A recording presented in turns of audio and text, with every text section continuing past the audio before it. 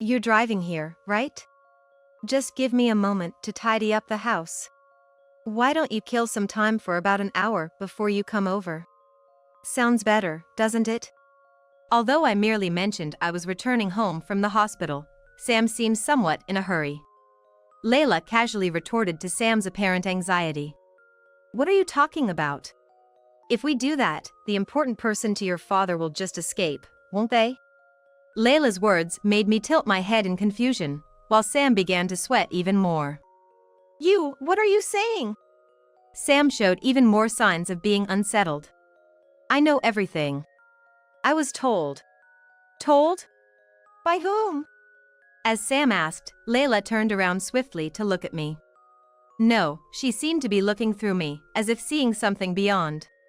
By the guardian spirit protecting Mom, Layla said with the utmost seriousness. Thanks to Layla's words, I would be saved. My name is Riley Smith, a 52-year-old employee at a fashion company. Having joined this company as a new graduate, I've realized it's been 30 years since I started here after going through maternity and parental leave. It was a challenging journey. Especially during the upbringing of my only daughter, Layla, I can't recall how many times I considered resigning. I planned to get through it with my husband Sam, but things didn't go as smoothly as expected. Sam works in sales at a pharmaceutical company. Even though we're both employees, his job seems to be significantly busier due to the difference in industries. Riley, your job seems so cushy.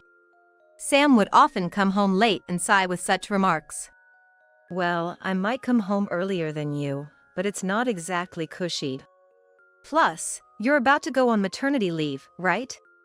Must be nice, seriously. I'm jealous. Sam had been like this ever since he found out about the pregnancy. I felt like he was constantly trying to one-up me. Though Sam seemed to revel in his own busyness, I just nodded along and took it in stride. I thought it was something I just had to endure. That's why it was particularly hard to ask him for help with housework, childcare, or anything really.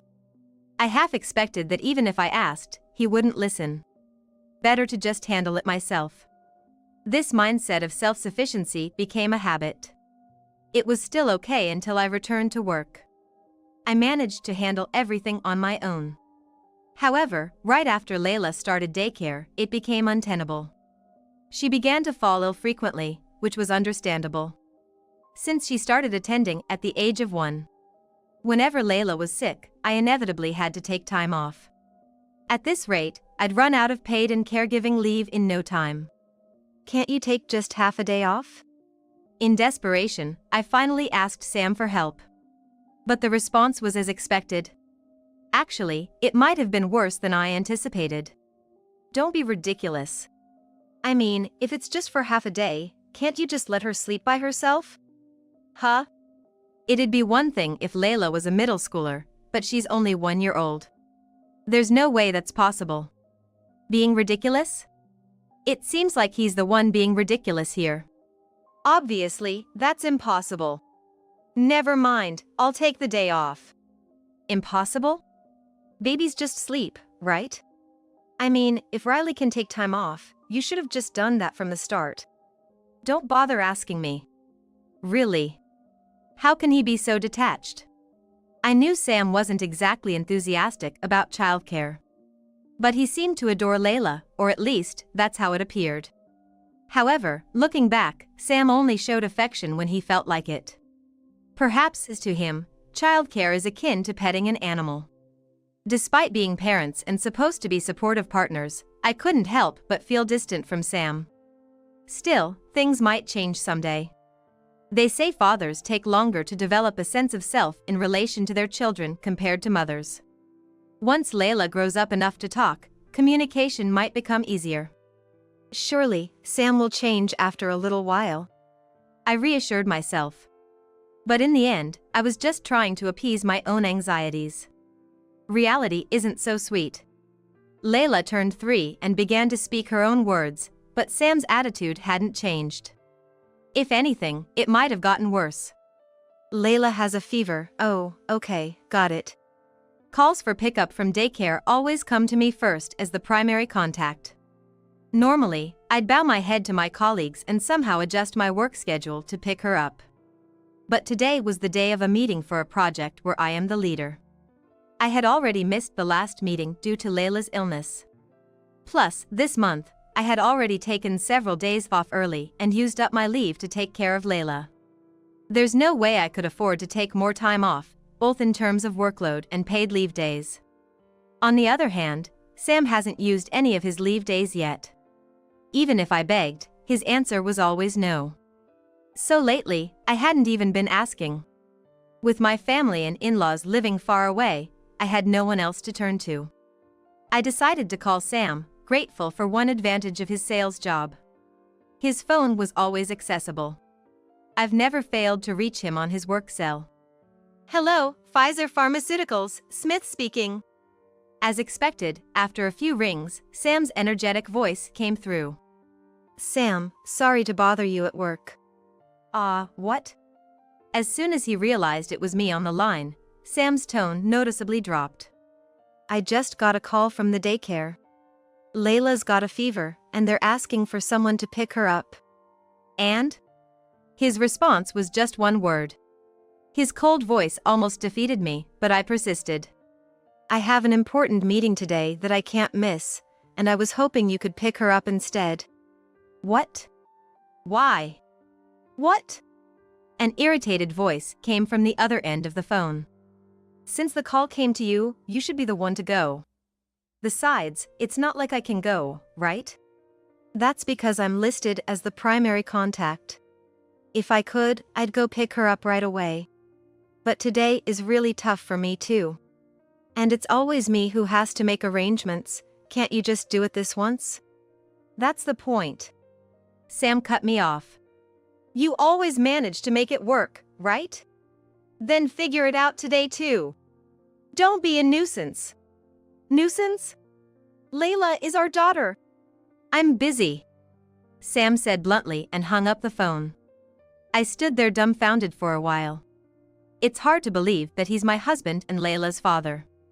How can he speak as if it's someone else's problem? Aren't couples supposed to support each other through life? If it's going to be like this, maybe I shouldn't have gotten married. No, now's not the time to lament such things. First, I need to somehow finish my work and go pick up Layla. I have no one else to rely on. Fighting back the tears that started to well up, I returned to my work.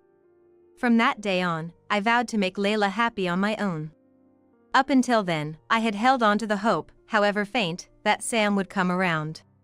But it became clear to me then. Sam hates any burden on himself to an extreme. On the flip side, as long as it doesn't disadvantage him, he does show Layla affection. That's why I stopped short of divorce. He may not be a good husband, but he wasn't a bad father either. Plus, the financial situation would be significantly different. Fortunately, Sam was diligent about contributing to the household finances. While I could raise Layla on my own, our standard of living would undoubtedly drop. Even if things are okay now, considering Layla's future high school and college education, maintaining the status quo seems better than divorce. Despite both of us working, he doesn't do household chores. Childcare is limited to when he feels like showing affection. Hearing about friends with cooperative husbands made me envious, but I suppressed my frustration and moved on. Time passed, and before I knew it, Layla had graduated from college. This spring, she'll start working at a company within the county, about a 30-minute drive away.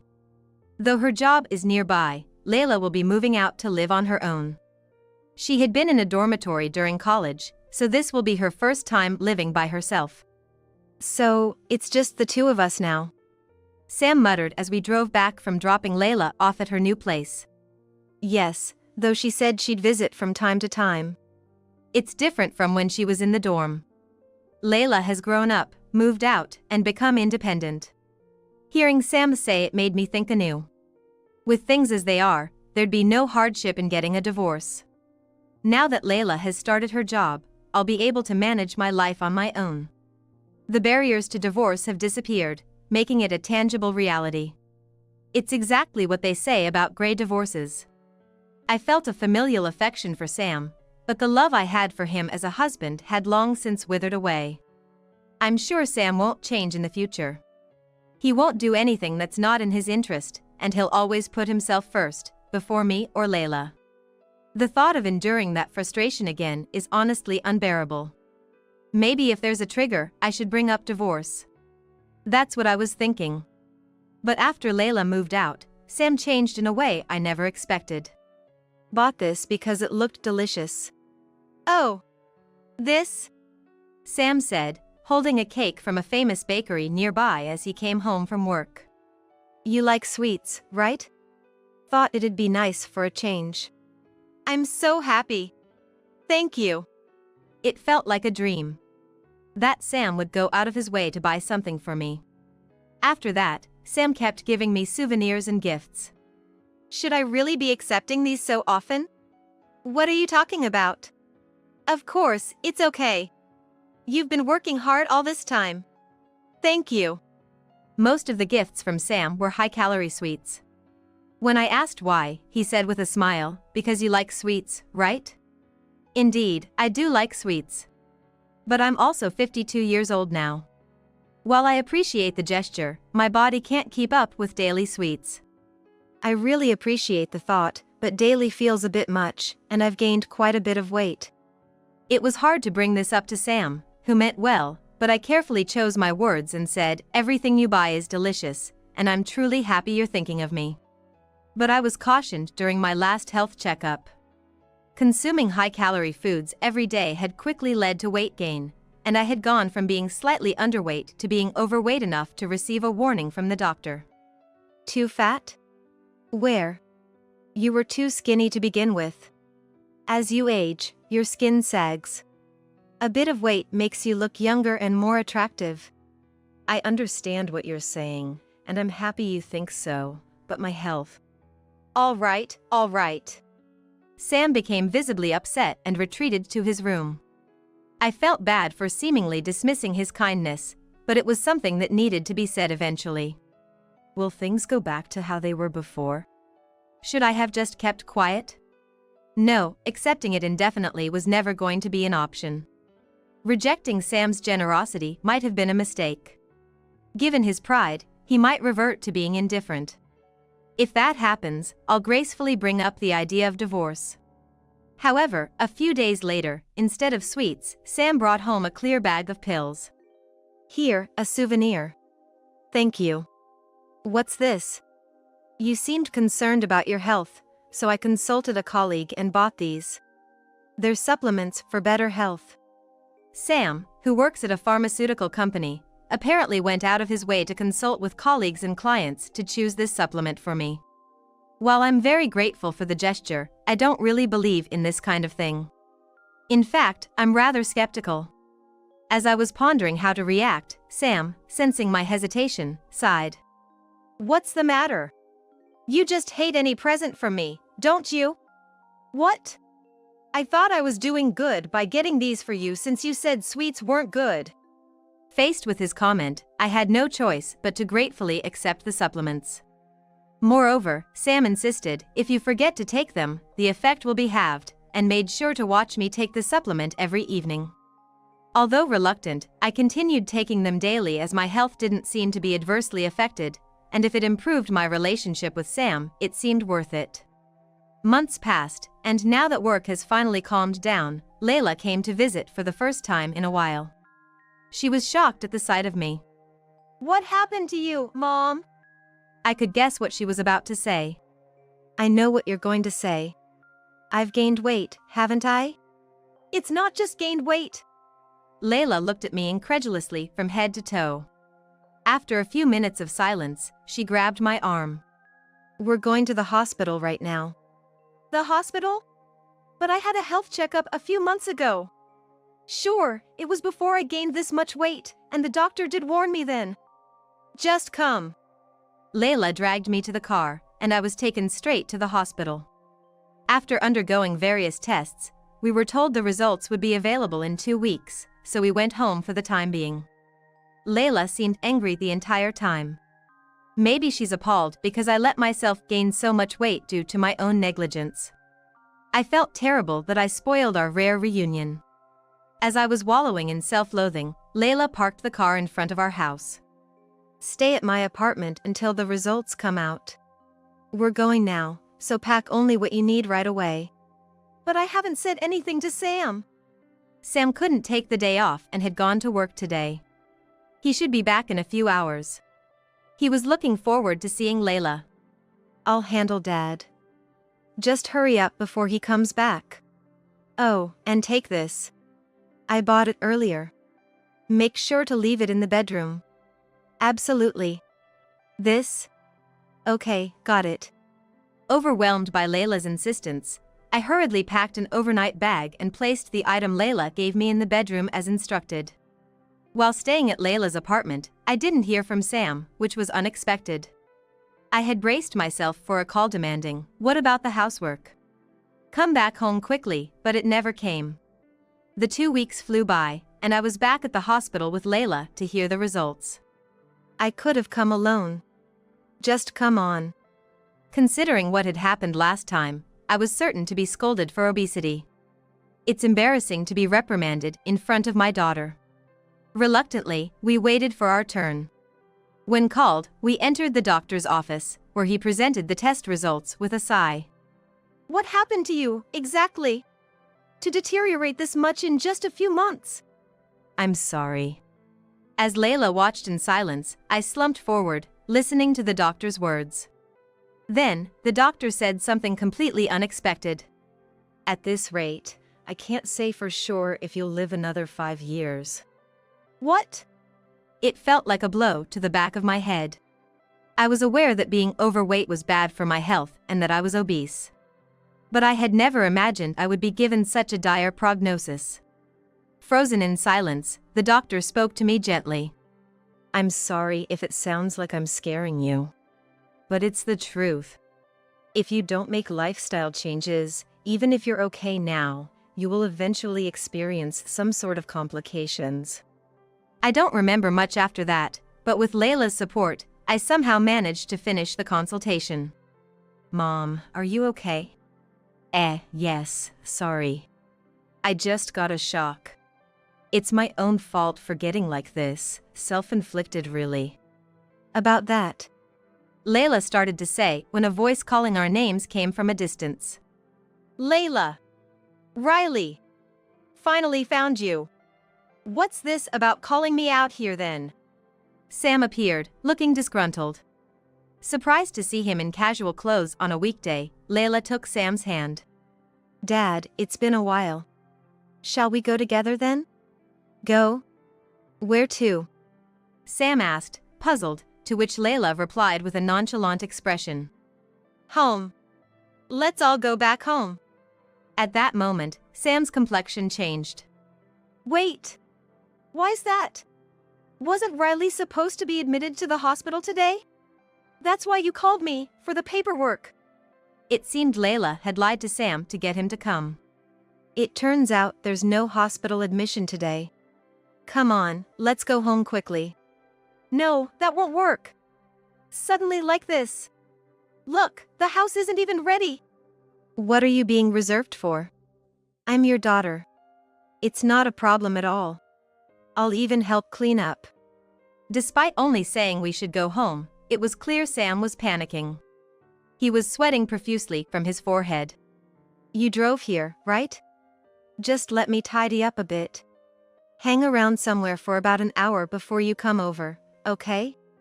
Isn't that better? What are you talking about? Doing that, you'll just let the important person to Dad escape, won't you?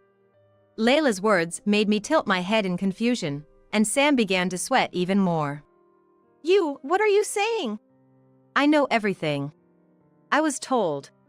Told? By whom? Layla turned around swiftly to look at me. No, it seemed like she was looking through me, as if seeing something beyond. By the guardian spirit protecting Mom, Layla said with utmost seriousness. At that moment, Sam burst out laughing. That again? Layla, I get you want to draw attention, but you're an adult now. Cut it out with the jokes. The truth is, Layla has been able to see spirits since she was a child. She has strong psychic abilities, and as a child, she would suddenly start talking to thin air, pointing and laughing or crying at nothing, which even scared me as her mother.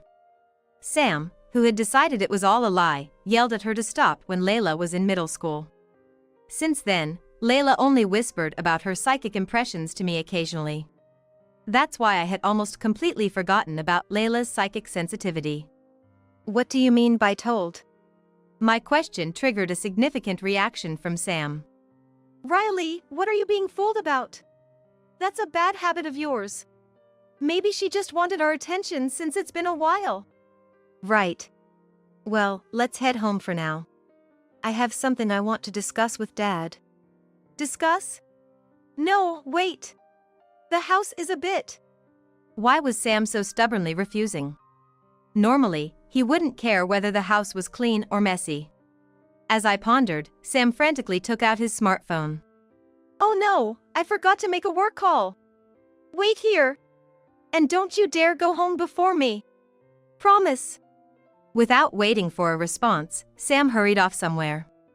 Seizing the moment, Layla grabbed my hand. What? Layla? What's going on? It's our chance. Let's go now. But Sam hasn't come back yet. Layla looked at me as if it were obvious. That doesn't matter, right? We both have cars. Come on, let's go. Pulled forcefully, I got back into Layla's car. It took about an hour from the hospital to our home, a surprisingly quick trip. Back home after 2 weeks. Our home looked immaculate, more so than I expected. It's so clean here. What was Sam trying to hide? You'll find out soon enough.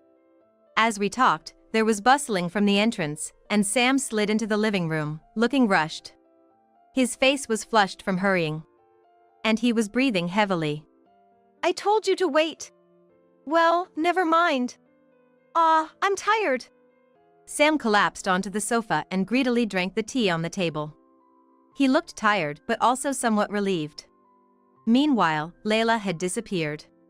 Searching for her, I found her in the bedroom fiddling with something. It was the item Layla had instructed me to leave there. Layla, what are you doing with that? She smiled mischievously and said, "Leave it to me," as she looked behind me. Holding that item, she moved to the living room where Sam was. So? Layla, what did you want to talk to me about? Despite being so flustered at the hospital, he now seemed to carry an air of confidence. As Sam spoke with a tone of triumph, Layla held up her smartphone. What's this? Layla presented her smartphone to us. Sam and I peered at Layla's phone screen, which seemed to show a man and a woman. It was dim, but I recognized one of them. Isn't that Sam? Who's the young woman next to him? Sam froze, turning pale. Wait. Hey! He reached out feebly to grab Layla's phone, but she deftly avoided him. You know who this is, right, Dad? The important person I mentioned earlier, your affair partner. She was here until just now, wasn't she? An affair partner? My voice flipped in surprise. After decades of marriage, I had never suspected Sam of cheating. But the video made it clear that there was something more than friendship between this man and woman. No, that's not it. It's a misunderstanding. And why is such a video even taken? Modern devices are so handy, aren't they? This is actually a baby monitor. You can operate it and check from a smartphone, even though it's not its primary use. As Sam flustered, Layla continued. I never thought Dad would go this far. I'm really disappointed. It's your fault in the first place. You said you'd be away for 2 weeks, and I just got carried away. If Riley had been home, none of this would have happened. Blaming it on others when caught red-handed, that's what Sam is doing. How pathetic to bring an affair partner home the moment his wife is away and lash out when caught. Enough, Layla. It seems we have no choice but to divorce. Staring him down, Sam averted his gaze. I had thought better of you when you went out of your way to give me gifts and supplements to lose weight. I was happy. That's right. Layla exclaimed. Mom, you still have those supplements Dad gave you, right? Yes, I have them, but why? Asked to show them, I handed over the supplements to Layla, who sighed heavily. These are actually weight gain proteins. What? But these were supposed to be health supplements.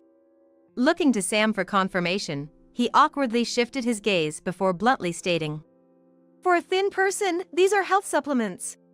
I didn't lie. Such an excuse was far-fetched. And you're in pharmaceutical sales? You think that lame excuse will fly?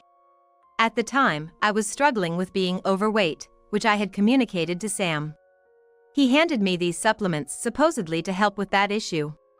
Now to hear such a convoluted excuse was unacceptable. What was your plan? To make me sick? Wanted to end up with your affair partner? If you wanted a divorce, you didn't have to go through all this trouble. I had no attachment to you. Pressing him against the wall with rapid-fire accusations, Sam shook his head fearfully. It's not like that. It wasn't my idea. Mila said it's boring just to get a divorce after decades of marriage. If things go well, there could be insurance money. Is Mila the name of your affair partner? So, the two of you plan to do me in? It's not just cheating, it's a serious crime. And supporting? We've both been working. I had never attacked Sam like this before. Perhaps he thought of me as a forgiving, easygoing wife. Was it such a surprise to see me genuinely furious? Or perhaps I appeared terrifying.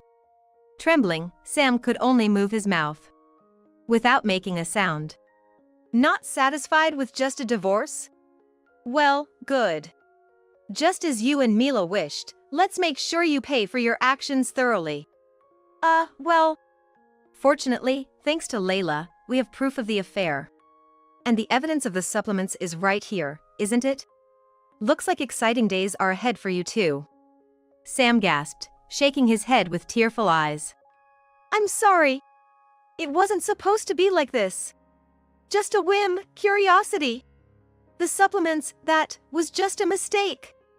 As if cheating out of whim could ever be forgiven. A pharmaceutical sales rep mixing up supplements with completely opposite effects? Yes. Then you're not suited for your current job. You should quit before causing trouble for others. I'll make sure to inform your company about this. No, wait. That's not what I meant. Sam was sobbing, but that wasn't enough for forgiveness. I left the house without a word and got into Layla's car. Mom, are you okay?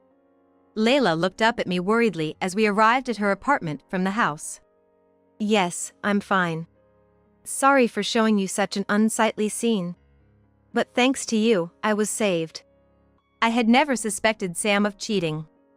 If Layla hadn't instructed me to install the baby monitor, I wouldn't have even imagined doing so. That was thanks to Great-Grandma, Layla said with a smile, then looked over my shoulder. A guardian spirit, huh? That's reassuring. We should thank her then. Yeah, she'd be happy, she is happy. Layla and I shared a laugh in the car. Despite my bold claims to Sam, I really had no idea what to do next. Even Layla, and apparently the guardian spirit, seemed out of their depths with this one. Whether to consult the police or a lawyer was a dilemma until a divorced colleague at work offered advice. As a result, she referred me to a lawyer she had used before. This lawyer, who specializes in divorce and infidelity, quickly grasped the information we provided and moved things along efficiently. Thanks to that, the compensation I received was more than I had expected.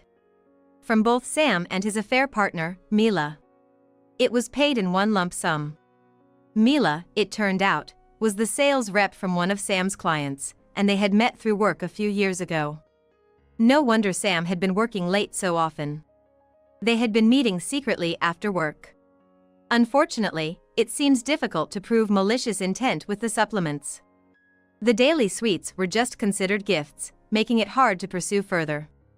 Disappointing, given what had been done, but the supplements turned out to be an undeveloped product.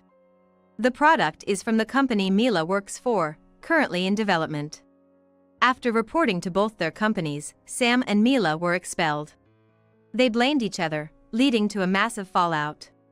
Despite their financial struggles due to the severance and compensation payments, they now live together in a cramped apartment. Even smaller than Layla's, constantly fighting and causing complaints from neighbors. It's definitely not meant for two people to live in. It's tiny. And they fight every day, so there are constant complaints. Layla said with a tone of disbelief. After the divorce, I stayed with Layla for a while. She suggested we live together permanently. But I couldn't allow myself to hinder her independence. Eventually, I rented an apartment nearby and started living alone. Being able to work during this time has been a real blessing. Living alone after decades feels refreshing yet a bit lonely. However, being able to eat and exercise on my own schedule has helped me steadily lose weight. Nowadays, dining out with Layla or visiting each other's homes has become one of my joys. It was an unexpected turn to end up living alone, but I'm looking forward to finding more things to enjoy in life.